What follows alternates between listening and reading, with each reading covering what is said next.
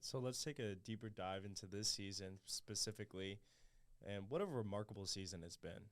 It's the first 4-0 start in program history, and the highest ranking, number 4 in all of NAIA, which is a remarkable feat to have for any team, any division, whatever it may be. Being 4-0 in college football is hard to do, and it's a lot of hard work that goes into it, a lot of unnoticed things that players and coaches have to do, especially during the summer. I know that waking up at 5:30 every day from May to July was not the typical summer that you wanted to spend. I know that personally. I'd rather spend time with my family and see my grandparents and everybody back at home. But I think that having that extra push where the coaches were like, we're going to be here too. We're going to do this together. You guys aren't going to do it alone. And we had, 65 guys here this summer. Yeah. And that's the most it's ever been. In the years past, it's been maybe like 30, 35. And it was really awesome just to see how amazing and how close everybody got together. Where it's just like, we're going to struggle through this together, and we're going to keep on doing it each and every single day. So my question for you is, how has it been receiving such high honors with a completely new team this year? For defense, Jamis, we have 7 new starters, and for offense, we have 5 or 6 new starters. And after last week, this upcoming week for the offense is going to completely change with new injuries. So how does it feel going into this week and just being 4-0 and just being number 4 in the nation? Yeah, I would say being undefeated comes with a lot of temptations to become complacent and to slack off. I mean, we think we just went through a pretty good gauntlet of teams, and it can get very easy. The easy thing to do is to say, "Oh my gosh, we just beat some really good teams. We only have to work this hard to be successful." And so being undefeated in a way is a little bit harder than having a loss, because you get a loss, you get humbled, and then you know the work that it needs to be put in. And so I know for my guys on the receiving core and on the offense, we just try to come into practice every day and humble ourselves. We might be 4-0, but we're not 10-0 yet, and we didn't win the Natty yet. And so we have no place to slack off or kind of become comfortable. And I would say defensively, man, just as a whole team, first you get a new head coach. So first off, that always, I mean, if you see that in the program, in any program, or if you see that in a program like ours, it's like, okay, something's going to be missing. Something's not going to be right. They got to rebuild a new culture. He has to, gain trust. But then also mixing that with, man, we got a super young team, guys that haven't played a lot of snaps. If they did, it was minimal, specific reasons they played. So just a mixture of those two, you would think like, okay, yeah, they're on the downturn. But to see we're 4-0, and it's like, okay, I'm like super excited to see, man, the standard hasn't changed at all. It didn't change at all. Defense, especially defense, the standard there and the things we've done being, I mean, the number 1 defense in the nation in the past 2 years. It's like, okay, the standard isn't there. And then you also mix in, man, hey, we don't have a lot of staff members. We're missing some staff members. We have a whole new DC, again, a whole new OC. It's just like all the combination of these things, I could be like, man, hey, you should fail. You should fail. But then you see now, okay, 4-0. Man, we're scoring points, big points out there. You're seeing guys like Levi step up. Micah, I can shout you out, man. You're seeing you step up, going to get your first sack. You see guys like Caleb Williams, Robbie. You see old faces, Neil Campbell having an All-American year with his stats. You see me, I've been playing for a long time. Now it's still looking different. Me just having more fun and playing more free. You see Isaac Abeyo, still dominating. But you also see his counterparts also stepping up and having big games. So just a mixture of all those things. It's like, it's exciting. It's exciting to see a new team with a new head coach, keeping the same standard it had in the past, while also you seeing new faces and new people come in and contribute. So really just showing like, man, this is a real team. The culture's still there, man, and we just, again, we're chasing spiritual growth, but also we want to play ball. We want to have fun and compete at the highest level. So, Jamis, you was just named the Mid-States Football Association East Player of the Week after a strong performance last week. You were one of the team leaders in tackles with 12, and you also had an interception. Knowing you just being that captain, the leader on the defense, the mentor to the young players, just describe the emotions you felt after hearing that news and how the team came around you after that news, too. I think it's just exciting. Again, I think it proved to myself, that I still have it, that I still can play. You can think of, a 6-year guy, maybe he's washed or like he's supposed to be playing elite. And I think that just showed like, hey, I'm still that guy. I still can play. I still can go out and have fun and play free. And I think that's the biggest thing from last game. Like I really just got to play free and show like my gifts. So I'm not necessarily the most gifted guy. I can't go out and probably have a Neil Campbell game.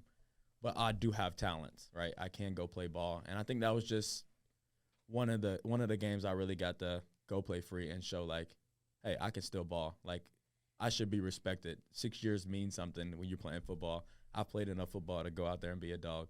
But again, I couldn't do it without defense coordinator Coach Locke. I couldn't do it without the other 10 guys on the field. And I couldn't do it without the rest of the team. And Coach Rhodey and the offense challenged me every day and continue to grow through all that. So shouts out to my team and DC and all the other guys. And for you, Levi, you had a record-breaking game last Saturday against Roosevelt in a very important win of 35-14. You had 10 catches. Obviously, that's not as much as your 15 back in high school, your sophomore year. But you did have 190 yards, and that did break the school record. And you had one touchdown to top off your performance. What were you thinking during the game, and kind of just describe that feeling and of emotion?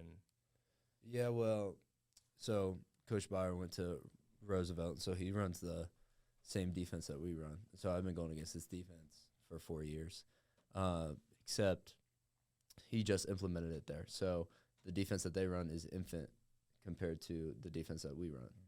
Mm-hmm. And so I felt like I knew where the guys were supposed to be more than they did. And so that was a huge advantage because I've been seeing this day in, day out, and now I just actually get to play for it, and the stats count. So right. During the game, it was kind of like early on I felt like I had the hot hand. So on a lot of our formations, we can kind of choose where we want to be. We know it's going to be open. And so a lot of the guys got behind me and were like, hey, if you want this route, we know it's going to be open, and you seem to be having the day, so go ahead and take it. And then just throughout the game, catch after catch, your confidence builds. Mm-hmm. And so we just kind of hit it early, and then it carried into the later quarters. And so this summer, you guys took a trip to Denver, Colorado, where you spent three or 4 days? It was like 5. 5? Was five, it 5 days? 5 with travel. Yeah. 5 with travel, yeah. Okay.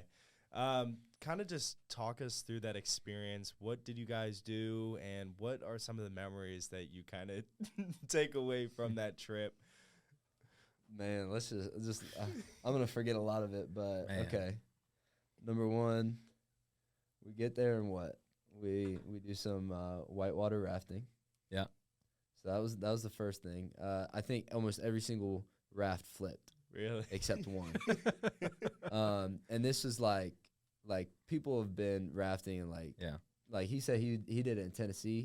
D-Bach did. D-Bach did it in Tennessee, and it was like a couple weeks earlier. And then he came to Colorado and did it. Yeah. And he was like, it doesn't even compare. Nothing. Like it was a stroll through Tennessee, but Colorado, dude, it's a nightmare. Yeah. Like the waves are absolutely insane. We had a what would you call it? The jacked bro that was our instructor. Our instructor was, dude. Our instructor was like bodybuilder, an Army veteran, like was putting down energy drinks, just absolutely insanely jacked. Dislocated his ankle, literally like a couple weeks before. It was like his second day back, and told us, told us in the middle of it, like, I just dislocated my ankle a couple weeks ago. This is my second trip back on the water, which is like, bro. And then he goes, Yeah, a couple months ago, the water was really high. We had like 3 people die, and we were like, "Excuse What? me?" What? Just casually. Just Just casually. casually just drops Yeah. that in And the then he just conversation. keeps rowing. Yeah, just casually I'm kept just like, telling I us. went off. Yeah, he just kept telling us stories about things that happened, Yeah. and I'm just like, whoa, we don't want to hear about some of this Yeah. stuff. We're trying to but enjoy cool. ourselves. And Yeah. then we would go down like this terrible rapid, and he'd be like, "You guys just wait to see what's coming," because that was My nothing. goodness. It was just wild. Yeah. So whitewater rafting was definitely fun. Some Yeah. dudes definitely thought they were about to die. Yeah, scary moments for the Yeah. program. Oh my God. Yeah, Had some bro. guys traumatized. Yes. One guy didn't say a word the rest of the trip. Like he Really? saw a Like, ghost. didn't say one word. Yeah, bro. my. Scarred. Yeah, It was wild. fun though. Yeah. Then what? Let's see. What do we do after that? Whitewater rafting. Then we went hiking, Okay. Yeah, So the Pikes hike. Peak. So let's talk about the hike. bro. You have Uh, to. You have to. So 13 miles, 13 miles. 10 hours of just walking. And what time did we start? We woke up at 2 a.m. I think we got there probably at 3:50 3:50 or Yeah, something like that. something like That's when we that. almost started. Holy So we cow. wake up at 2 a.m. You eat breakfast because you need fuel for the day. Yeah. Then we have to travel there. And then we get there, we do a Devo, go to the bathroom, go, and then start hiking up the hill. And, bro, like, we started 4,000 feet up. Man, we killed the first 6 miles. Bro, the first 6 miles We was killed so it. dope. Like we were like, yes. Everybody's spirits were high. Man, Like, glad tidings. Coach Chris all was just around. like giving us bits from the Bible scriptures, and we bro. were like, yeah, let's it was go. pure bliss the Yes. first 6 miles. And then those last. And then And then torture the 4 started. came. Yeah, Where the last 3 hours we ran out of water. Ran and out of water. snacks. I don't know if we no, that we didn't eat the whole time. we didn't We like, had no protein meals. bars, apples, electrolyte packets, and that's mostly all we ate. Like you ate some peanut butter sandwiches before you left the camp, and that was it. Some Gatorades, Powerades, and Yeah. Wow. that's what you had to survive off of. And then some dudes just thought, "Man, I really got to go to the bathroom up here." And so we had Coach Rhodey had to teach us how to sanitarily clean oneself when you're in the woods. In the woods, Wow. man. After, Yeah. taking care of your business. Wow. He said he doesn't recommend a leaf. He said he either Amen. take the little pricks off a stick or go with a smooth rock. So And some Survivor. So Survivor. if you need some Literally, people yeah. Iowa football. people, if you ever Survivor. find yourself out Oh there. my Iowa football. God. We would definitely lose. Yeah, we literally would. But that was crazy. And like once you get to a certain elevation, so the top was 14,000. Yeah, 14,000 Yeah. feet elevation. Wow. So you get to a point where not even the trees can survive. Yeah. Because there's not enough oxygen. So like it's just rocks, and you're just looking down on the city of Colorado Springs. Yeah. And it just looks like the little you can't even see cars. It's like buildings look like rice. It's wild, and you just get a massive headache when you don't have enough Yeah. hydration. You are getting slowed down by some people who are not in hiking condition at all. Shout out the lineman. Oh my goodness! Don't do that. to Anyone them. specific? Hey, they trooped it out though. Hey, first off, I'm happy. They so trooped Robbie it out. almost died. A couple Robbie times. I was heard about this story. Dehydrated. I heard I'm talking about this. like He not almost like fell down the hill. like I'm Really? talking about like passing out, and we're like almost to the top, probably a mile and a half from the top. Bro, literally almost fell off the cliff. So imagine me, the shortest guy probably on the team, trying to hold up Robbie Yeah. as he's falling down, and Yeah. I'm calling for help. It was Robbie's one. It was another coach that struggled, like honestly, but like Everybody said at the end, Yeah. that was the hardest thing that we've ever hard. Like I'm talking about, done. Without a doubt. like literally, if we talk about faith, experiencing like a faith moment, there's Yeah. no way 22 people should have made it up that mountain. No way. With 3 people struggling, and we literally had to carry. When I mean like, I'm not talking about like carry these guys up a mountain 10 hours, carrying multiple backpacks, no food. We ran out of water. We get up to the top, and it's nothing but rocks, bro. It starts raining, Hailing. and We have a train ticket, and it's the last train. last train, out. and we were So we if made you it. don't make it to the Yeah. train, You have to walk back down. And we had it with like 30 minutes to spare, so we were late.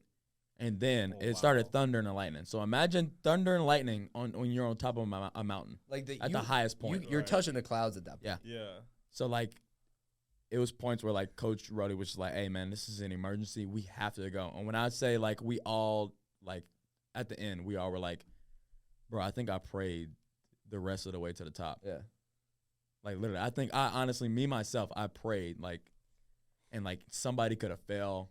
Like literally, it was a faith moment. When we got to the top, you know, Coach Rody talked about it the whole time. Like, it's a different experience, right? When you go through it and you do it, it's like, okay, I feel it. Where everybody else, like, you can go take the easy route. You can drive up to the top. You can take the train to the top. We were up there bawling. I'm talking about grown men bawling their eyes out. I was crying. Bawling their eyes out, and everybody in there is just like, but then you also see the respect of it. Like, we get on the train, and then, like, shout out to the Iowa football team that just hiked the whole mountain, and everybody's clapping, and they know, like, bro, that's not an easy task.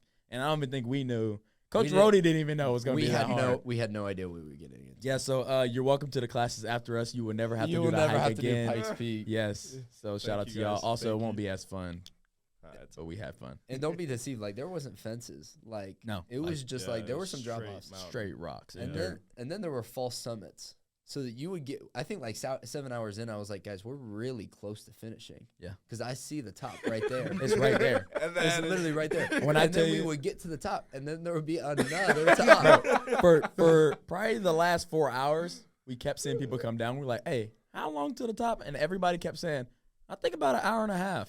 And when I tell you 5 people said, probably about an hour and a half. And we're like, bro, we just talked to 2 people. They just said an hour and a half. 2 hours ago, bro. 2 hours ago, they said hour and a half. Like, what do you doing? mean? Yeah. It was wild. It was fun. And then, did that.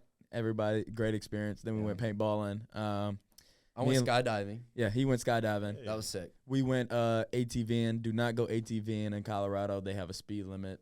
Yeah. On the thing, so we hit, 22. 22. It was trash. Yeah, you guys are wild. Sights was beautiful though. Like you can't go anywhere and get the sights we got. Yeah. But we wanted to go fast. That's why you get on ATVs. But also going with some ding dongs on our team. They like to and play around. So we almost got crashed. Yeah, no, but they almost got kicked off. Oh. Within the first 2 minutes, he was like, "If you do it again, I will kick you off." And we paid a good amount of money for that. So yeah. But, and then Tay at the airport. You remember Tay at the airport? Oh, lost his wallet. Lost his wallet. No. Didn't know if he could get out of Denver. Yeah. So a lot of stuff. Did he end up finding it? Yes. Was it in his backpack or something? It was like in his backpack or pocket, and he found it like a week later. We were like, Tay, great job. We also need to talk about Neil's favoritism on that trip. We need to talk about that. We don't get too deep, but Gidley.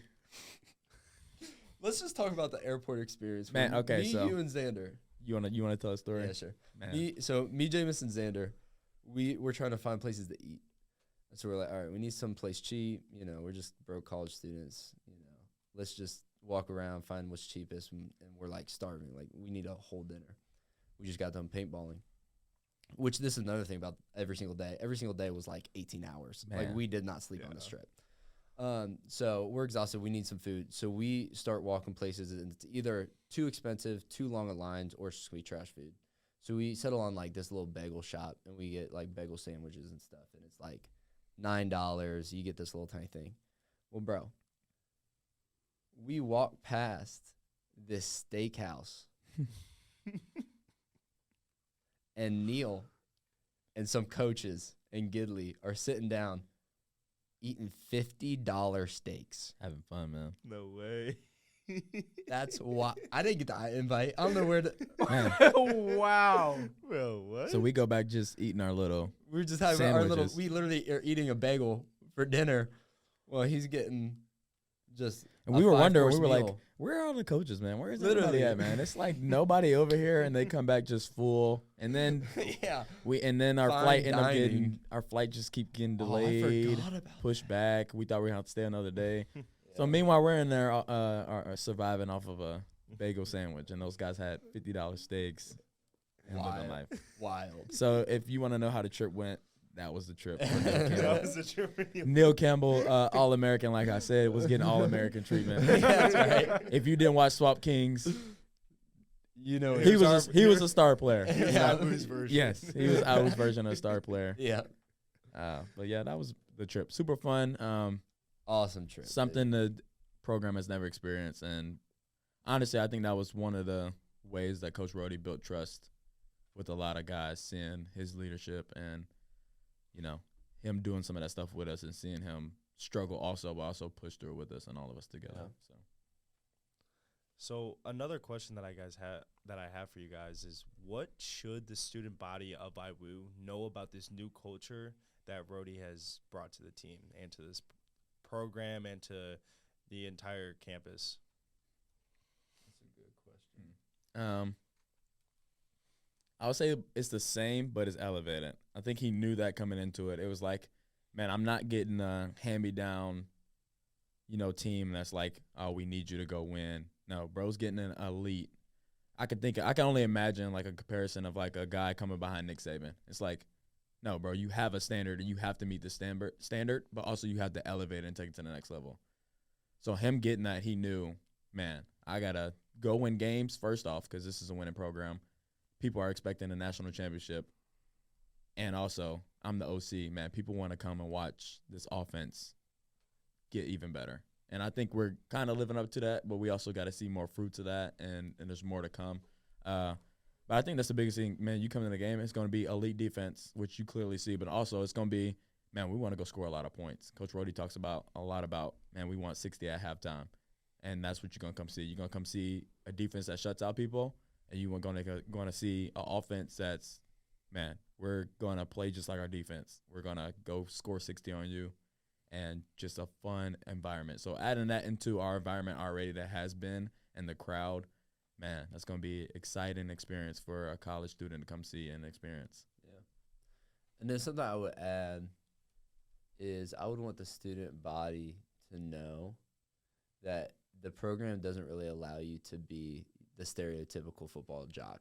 Mm-hmm. Like, you will not find a guy that comes through 4 years and walk out like prideful and think that I'm better than everybody just because I play sports and I'm just going to isolate and stay to myself and just I'm only a football player.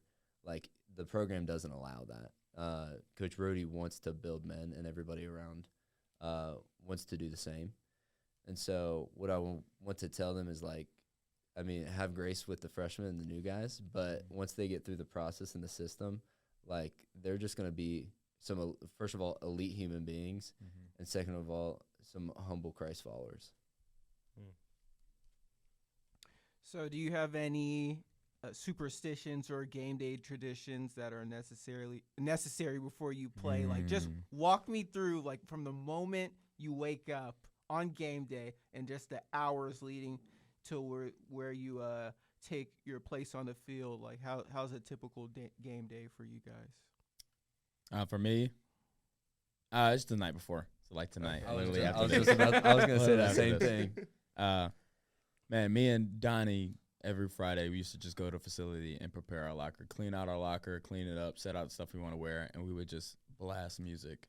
Sadly, I don't have Donnie anymore, but I still go do it by myself.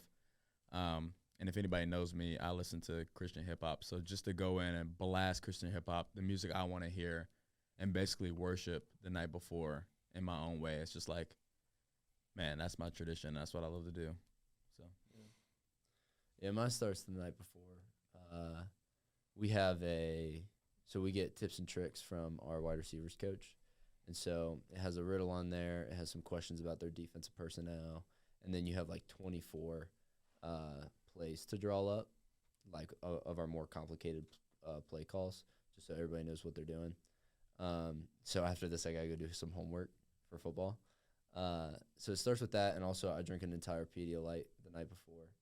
And then I wake up the next morning, I do my devos, I drink a Gator Light, and then I get started from there. big hydration guy. Big hydration guy. Big hydration. Can't be cramping out here. Can't be. All right. Biggest thing I want to say, anybody out there listening, I want to plant the seed now. You can be spiritually strong, and you can also be an elite sports athlete. You were looking at two guys right here, not to toot our own horn or praise us. We're looking at two guys that lead Thursday Night Bible Study for this football team, and you also see the fruits of that this past week. He broke the program record. I got MSFA Player of the Week. But you also see, man, we're busting our butt on the field, but you also see we take care of our stuff academically, and also we lead our team spiritually. So if anybody out there, yes, you can grow in your faith, you can be a leader in your faith, and you also can be the best athlete you can be and play free. So just anybody out there listening, you can do both. Keep pushing. Yeah. Thank you for that, Jamis. Really appreciate your kind words, and I know the viewers will as well.